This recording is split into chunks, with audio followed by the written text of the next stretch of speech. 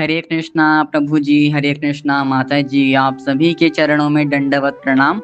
तो हमने पिछली बार जगन्नाथ जी के भक्तों की लीलाओं के बारे में चर्चा की थी कि किस प्रकार से जगन्नाथ जी अपने भक्तों के साथ रेसिप्रोकेट कर रहे थे। उनके भक्त कितने प्यारे, कितने भोले होते हैं।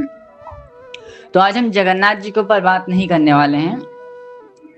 आज मैंने सोचा कि एक अलग ही इंटरेस्टिंग टॉपिक लेते हैं। तो आपको याद होगा कि मैंने एक हफ्ते पहले बहुत सारे लेक्चर्स सेंड किए थे ग्रुप में। उसमें से एक केशव आनंद प्रभु जी का लेक्चर था। टॉपिक था 18 रुकावटें हैं हमारे और कृष्ण के बीच में। तो आप सोच रहे होंगे कि ये 18 रुकावटें कौन से हैं, कैसे हैं ये 18 रुकावटें। तो ये जो 18 ऑब्स्टिकल्स हैं ये हमारे अंदर ही हैं या फिर नहीं है तो आगे जाके आ सकते हैं। तो हमें इनसे बच के रहना चाहिए, इसीलिए हम इस पे बात कर रहे हैं। तो अगर आप ध्यान से विचार करें तो जब कृष्णा छोटे हैं, जब पूतना आती है, तो पूतना से लेकर जब तक वो बड़े होकर बलराम जी के साथ मथुरा प्रस्थान नहीं कर जाते हैं, तब तक में 18 राक्षसों के फॉर्म में, राक्षसियों के फॉर्म में या फिर अलग अलग ऑब्स्टिकल्स के फॉर्म में उनके पास रुकावटें आती हैं। जैसे कि जितने राक्षस हैं, जितनी राक्षसियां आई थी, उन्हें आप गिने तो वो होंगे 14-15, मैंने गिना नहीं है इस तरह से। और बाकी के जो 5-6 और हैं तो वो इस फॉर्म में हैं कि जैसे आपको याद होगा कि जब कृष्ण ने कालिया को भगा दिया था तब रात्रि हो गई थी ये सारी लीला करने में। तो फिर व्रजवासी जो हैं और कृष्ण जो हैं वो जंगल में ही थे उस रात्रि, और वो गांव के अंदर नहीं जा पाए थे। तो क्या हुआ था, रात्रि को आग लग गई थी। आपको याद होगा ये लीला। और फिर एक और ऑब्स्टिकल आता है ऐसा कि जब एक बार नंद महाराज अपना एकादशी का व्रत समाप्त करने के लिए यमुना नदी के किनारे स्नान करने के लिए जाते हैं, तब वहां पे फिर वरुण देव के कुछ सिपाही उन्हें पकड़ लेते हैं। तो ये भी एक ऑब्स्टिकल है। फिर कृष्णा को आना पड़ता है, फिर कृष्णा आते हैं और फिर नंद बाबा को छुड़ाते हैं वहां से। फिर एक और है ब्रह्म विमोहन लीला, वहां पे ब्रह्मा जी ऑब्स्टिकल खड़ा करते हैं। फिर ये इंद्र की लीला, जहाँ पे इंद्र घनघोर वर्षा करते हैं और फिर कृष्ण गोवर्धन पर्वत उठाकर सबकी रक्षा करते हैं। तो इस फॉर्म में भी ये सारे, तो ये जितने भी ऑब्स्टिकल्स हैं ना, तो पूतना से लेकर आप जब तक कृष्ण मथुरा प्रस्थान नहीं कर जाते हैं तब तक जितने भी ऑब्स्टिकल्स आए थे, अगर आप उसे गिने तो आपको 18 ऑब्स्टिकल्स ऐसे देखने को मिलेंगे। तो हम उनके बारे में ही बात करने वाले हैं कि ये जो 18 ऑब्स्टिकल्स, ये जो अलग अलग ऑब्स्टिकल्स आए थे राक्षसों के फॉर्म में, राक्षसियों के फॉर्म में और भी अलग अलग फॉर्म में, तो ये क्या रिप्रेजेंट करते हैं मेनली। अब ये जो इंटरप्रिटेशन श्रील भक्ति विनोद ठाकुर ने दिए हैं, ये मेनली ऐसे दिए हैं कि वो ये सारी चीजें हमारे अंदर हो सकती हैं, ऐसी दी हैं। जैसे कि कोई भी अगर कोई लीला सुना रहा होता है तो सबके अलग अलग इंटरप्रिटेशंस भी होते हैं और वो सही होते हैं, लेकिन बहुत सारे अलग अलग भी होते हैं। लेकिन यहाँ पर मेनली श्रील भक्ति विनोद ठाकुर ने हर एक जो ऑब्स्टिकल है वो मेनली क्या रिप्रेजेंट कर रहा है वो हमें बताया है, जो हमारे अंदर हो सकते हैं, ऐसा इस तरह से हमें बताया है। तो इसका इंट्रोडक्शन तो आपने थोड़ा सुन ही लिया है, और थोड़ा इंट्रोडक्शन में जानते हैं कि ये जो टॉपिक है ये लिया गया है फ्रॉम द बुक कृष्ण संहिता, और ये लिखा गया है श्रील भक्ति विनोद ठाकुर जी के द्वारा। अब ये जो कृष्ण संहिता बुक है, चैप्टर नंबर 8 में ये टॉपिक हमें मिलता है।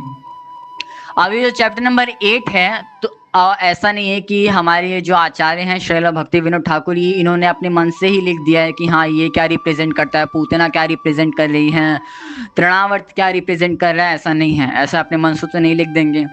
तो केशव आनंद प्रभु जी बताते हैं कि वल्लभ आचार्य जी की एक बुक पर कमेंट्री आती है सुबोधिनी नाम की, वहां से हमारे श्रील भक्ति विनोद ठाकुर ने ये पर्टिकुलर टॉपिक लिया है और उससे हमारे कृष्ण संहिता बुक में चैप्टर नंबर 8 में हमें दिया है। चैप्टर नंबर 8 का नाम है व्रजभाव विचार, इस तरह से।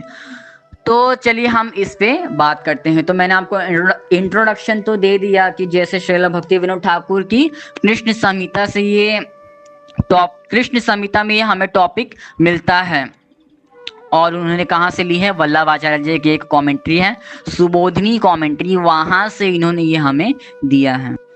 तो जब प्रभु जी लेक्चर दे रहे थे, केशवानंद प्रभु जी, तो फिर वो बता भी रहे थे कि आखिर ये हम कर भी क्यों रहे हैं, कि हर एक ऑब्स्टिकल है उसके हम एक एक रिप्रेजेंटेटिव आपको बताएंगे और वो 18 के 18 ऐसे रिप्रेजेंटेटिव, ऐसी इंटरप्रिटेशन होगी जो हमारे अंदर हो सकती है। हम उसके बारे में बात करेंगे कि आखिर वो क्या हो सकती है और हमें उससे कैसे बच के रहना चाहिए। ऐसा भी तो प्रभु जी ये भी बता रहे थे कि आखिर हम ये क्यों पढ़ रहे हैं, क्यों हम इसे सुन रहे हैं। तो सबसे पहले बताते हैं कि अगर है तो हटा लो। अगर ये हमारे अंदर होंगे, 18 में से कोई भी ऑब्स्टिकल होंगे ही, ऐसा तो नहीं है कि हम पूरी तरह से प्योर हैं, तो हम इसे हटा लें। अगर नहीं है तो बच के रहें, क्या पता आगे भक्ति में जैसे जैसे बढ़ें तो उस तरह से आ जाएं। कभी सम्मान आगे जाके जब सम्मान मिलने लगे तो कोई और राक्षस अंदर घुस जाए, इस तरह से। और ये भी है कि नहीं है तो हटा ले और फिर आपस एडवांस, ताकि हम भक्ति में कर सकें। अगर हम इसे अपने अंदर पाले ही रखे रहेंगे, अपने अंदर रखे रहेंगे, तो फिर हम भक्ति में आगे बढ़ नहीं पाएंगे, हमारी भक्ति गाढ़ी नहीं हो पाएगी और हमारा प्रेम और स्नेह कृष्ण के लिए बढ़ ही नहीं पाएगा। सालों साल बीत जाएंगे लेकिन हम जैसे 1 साल पहले थे वैसे ही रह जाएंगे। इसीलिए बहुत ज़्यादा ये भी ज़रूरी है कि हम इसे दूर करें, है ना। तो इंट्रोडक्शन में ही 6-7 मिनट लग गए हैं, तो इसलिए हम इसे एक बार में तो पूरा कर नहीं पाएंगे, बहुत ज़्यादा लंबी ऑडियो हो जाएगी। तो हम इसे 3 पार्ट में डिवाइड कर देंगे या फिर 2 पार्ट में डिवाइड कर देंगे। तो चलिए शुरू करते हैं। तो आपको तो पता होगा कि सबसे पहले जब कृष्ण ने जन्म लिया तो वो 3-4 महीने के ही थे, 3-4 महीने ही, हाँ शायद, मुझे जितना याद है मैं उतना आपको बता रहा हूँ। तब राक्षसी पूतना आई थी। अब सबसे पहले कौन सी राक्षसी आती है? सबसे पहले तो राक्षसी आती है, हमें पता है, और उसका नाम है पूतना। तो पूतना की लीला में आपने देखा होगा कि पूतना आती है जब अपने स्तन पे विष लगाकर कृष्ण को दूध पिलाने के लिए, स्तनपान कराने के लिए। तब उस समय क्या होता है कि पूरे के पूरे व्रजवासी और यशोदा मैया सब के सब ये सोचते हैं कि वो लगता है स्वर्ग से अप्सरा आई हुई है, और यशोदा मैया तो ये सोचती हैं कि लगता है कि ये स्वयं महालक्ष्मी जी आई हुई हैं, है ना। ये आता है, यशोदा मैया ये सोच रही थे कि महालक्ष्मी आई हुई हैं, और बाकी जितने भी व्रजवासी थे वो सोच रहे थे कि लगता है बहुत ही सुंदर कोई अप्सरा आई है हमारे प्यारे कान्हा को आशीर्वाद देने के लिए। तो ये पूतना क्या रिप्रेजेंट करती हैं इस लीला, ये जो मैंने आपको पर्टिकुलर इंसिडेंट बताया इस लीला में से, ये सुन के आप बता सकते हैं कि क्या रिप्रेजेंट करती होगी, जो हो सकता है ऑब्स्टेकल हमारे जीवन में भी आ सकता है, हमारी भक्ति के जीवन में।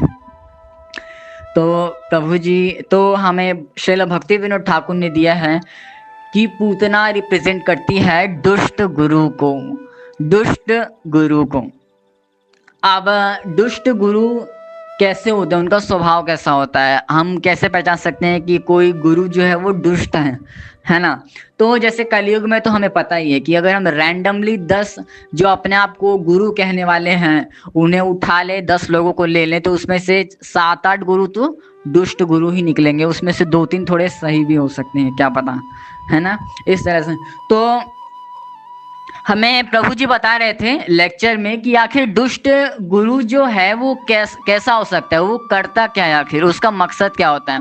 तो सबसे पहले तो उसका एक ये व्यवहार हो सकता है, या फिर ऐसा हम उसको पहचान सकते हैं इस तरह से कि जो भक्ति के नाम पे गलत नॉलेज दे रहा हो, है ना।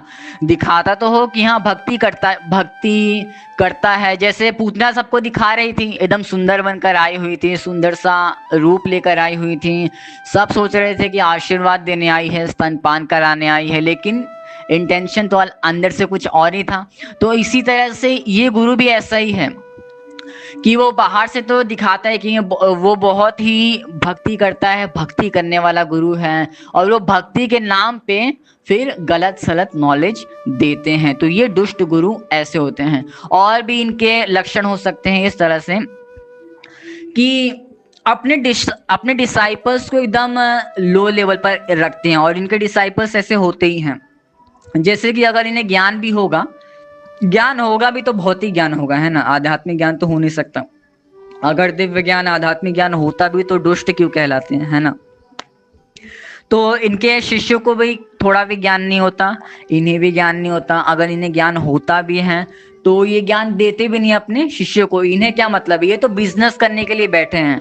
अपने शिष्यों को दे देंगे भिक्षा देने के लिए, और भिक्षा लेके आएंगे, फिर ये आराम से पेट भरकर खाने का काम करते हैं। ये दुष्ट गुरु ऐसे लोग, है ना, जो ऐसे गुरु होते हैं, ये बस बैठ के अपने शिष्यों से भिक्षाटन करवाकर बस सुबह शाम रोटी खाने का काम करते हैं, और इन्हें कोई भी काम नहीं होता। और इनके एक और लक्षण ऐसे हो सकते हैं कि ये इनका अधिकार नहीं होता, ये इतने लायक नहीं है, लेकिन फिर भी वैसी नॉलेज देने का प्रयास करते हैं। जैसे कि प्रभु जी एग्जाम्पल दे रहे थे कि वृंदावन में बहुत सारे सहजिया लोग भी होते हैं।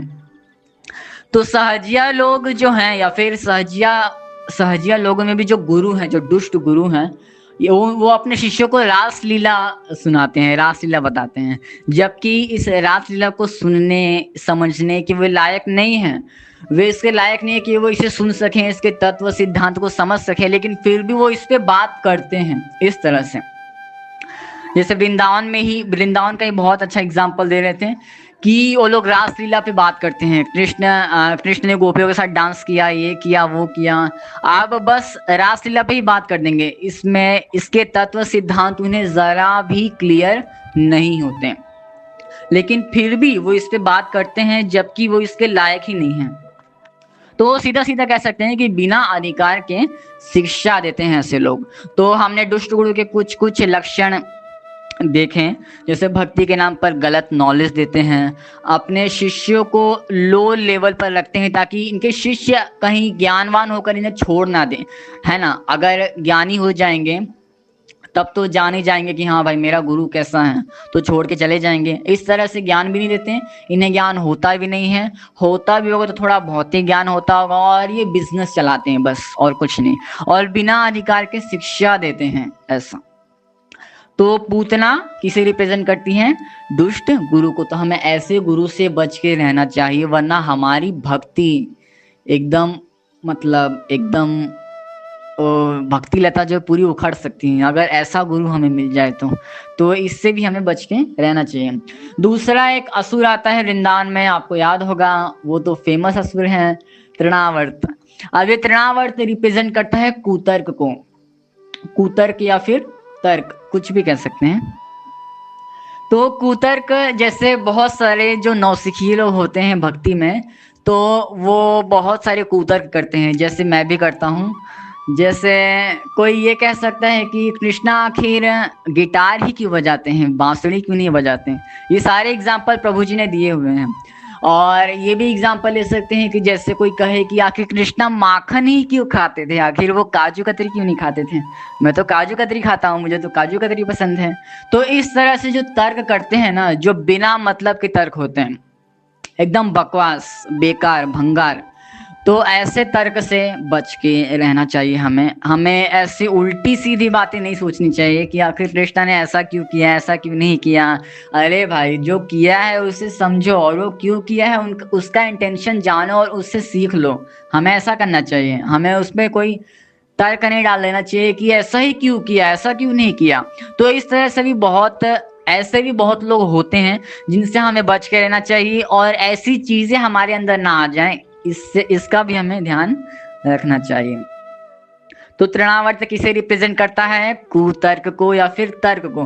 तो हमें इन सारी बकवास बातों से बच के रहना चाहिए, और जो लोग ऐसी बातें कर रहे हैं उनसे भी बच के रहना चाहिए। तो तीसरा असुर कौन आया था वृंदावन में, तीसरा असुर था सक्टासुर। अब सक्टासुर तो सबको पता ही होगा, जैसे मैं असुरों के बारे में भी बता देता हूँ, वरना फिर कोई कोई लोग ऐसे होते हैं कि असुर का नाम तो याद होता है लेकिन ये असुर कौन था वो भूल जाते हैं, कंफ्यूज हो जाते हैं, क्योंकि बहुत सारे असुर आए थे ना इसीलिए।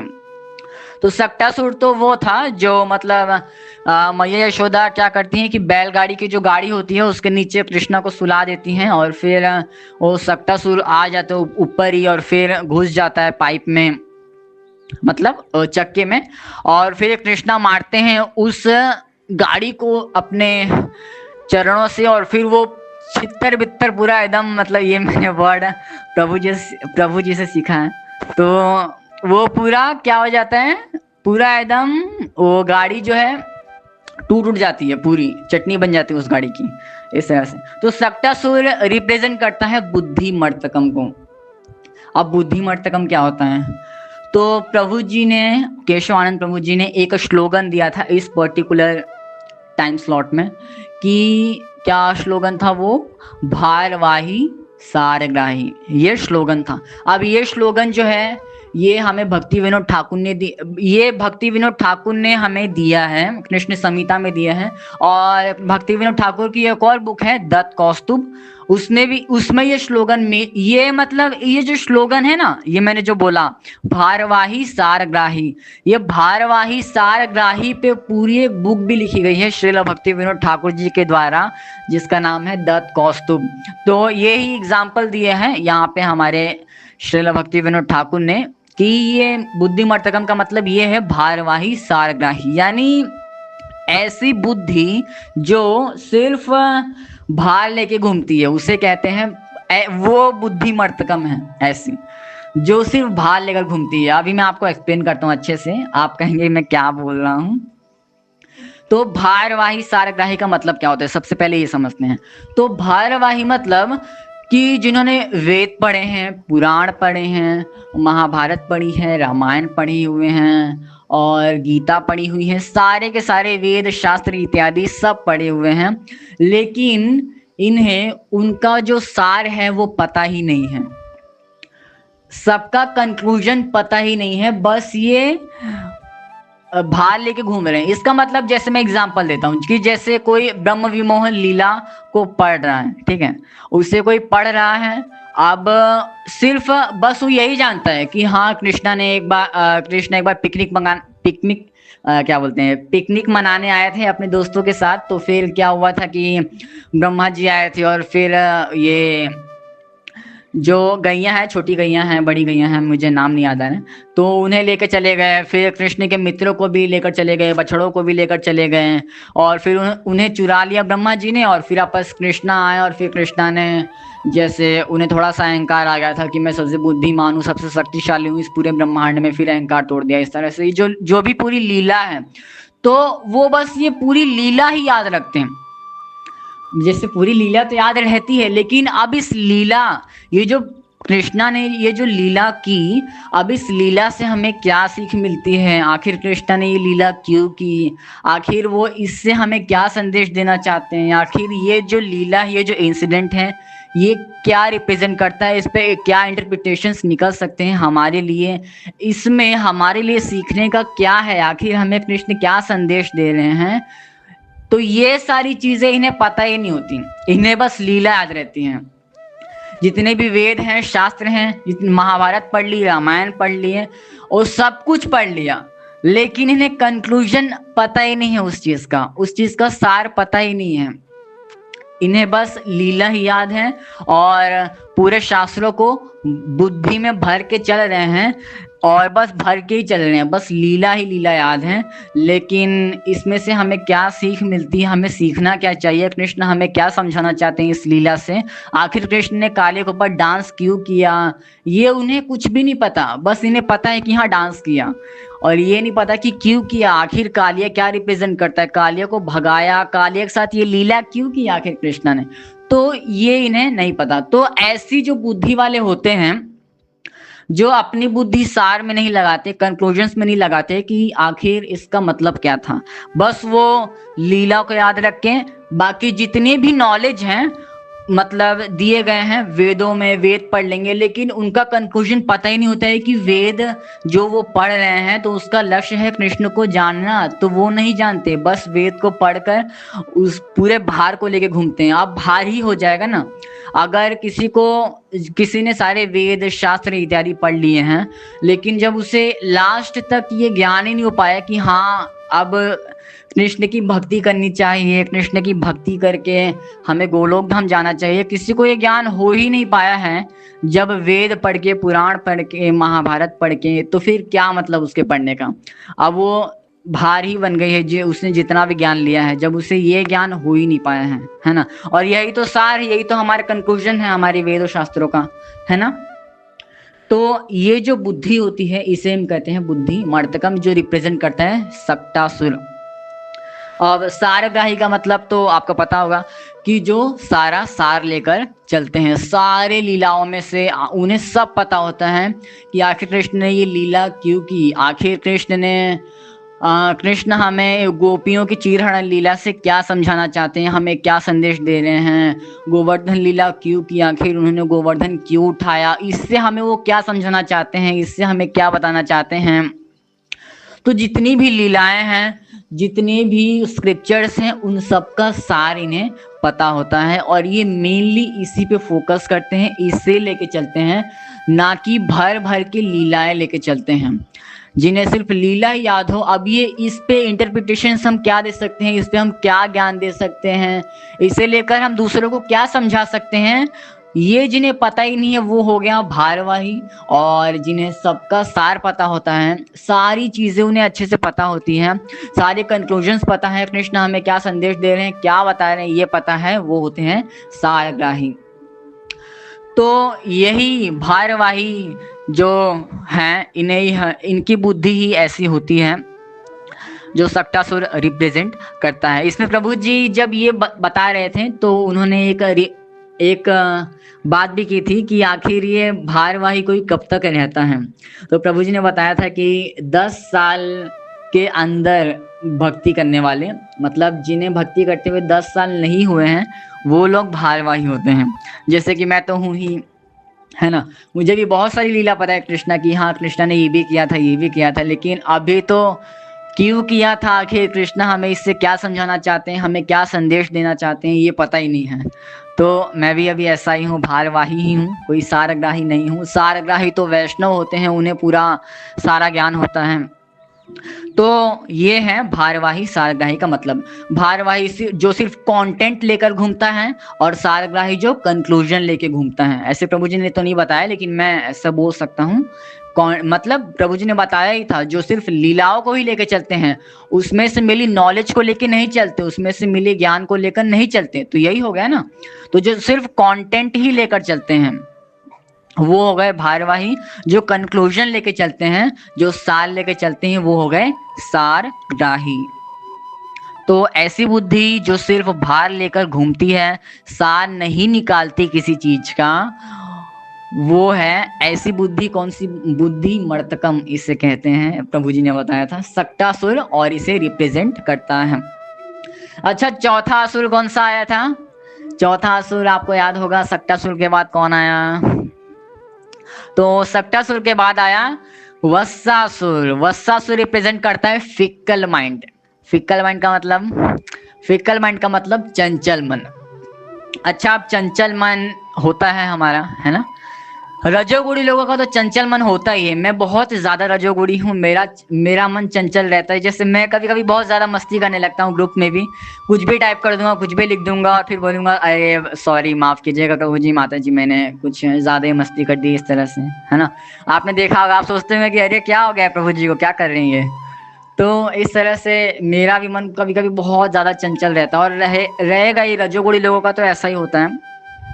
तो हमें इस चंचल मन से भी बचना चाहिए। जैसे बहुत सारे वीर पंडित, क्या बोलते हैं, मैं ये वर्ड नहीं बोल पाता।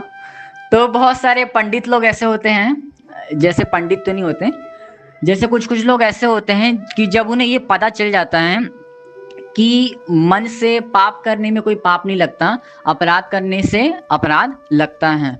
तो पाप करने से पाप नहीं लगता, तो ये ज्ञान तो ले लेंगे, लेकिन और इसके अंदर का ज्ञान नहीं लेंगे, और मन से पाप आराम से करते रहते हैं, आराम से कुछ भी सोचेंगे, कुछ भी करेंगे, और एक दिन वो फिजिकली कर बैठते हैं इस तरह से। तो चंचल मन भी रहता है तो कभी वो कुछ भी कर सकता है, कोई भरोसा नहीं रहता। क्या पता कोई भक्त सामने आए, कोई कुछ फनी चीज दिख गई तो फिर वो मजाक उड़ा दे, मजाक कर दे, अपराध हो जाए उससे, इस तरह से भी। तो चंचल मन भी बहुत ज्यादा मतलब हमारे लिए भयानक हो सकता है, रियली सच में बहुत ज्यादा। ये मैंने खुद रियलाइज किया है, इसीलिए मैं आपको इस पे इतना बोल रहा हूँ सच्ची, कि अगर जैसे चंचल मन हो भी तो कोई भक्त या फिर कोई भगवान नहीं, मतलब अगर कृष्ण सामने आए, कृष्ण के दर्शन करने जाएं, कोई वैष्णव आए, तो फिर हमारे मन पता नहीं क्या कब सोच ले किसके बारे में, क्या कब कुछ बोल दे अंदर ही अंदर, कुछ हमें पता तो है नहीं। तो हमें मन को भी कंट्रोल करके पूरी तरह से रखना चाहिए और सतोगुण में रहने का प्रयास करना चाहिए, है ना। जितने भी वैष्णव सॉन्ग हैं वो गाते रहना चाहिए और जप करते रहना चाहिए, इससे हमारा मन चंचलता से तो दूर रहेगा ही।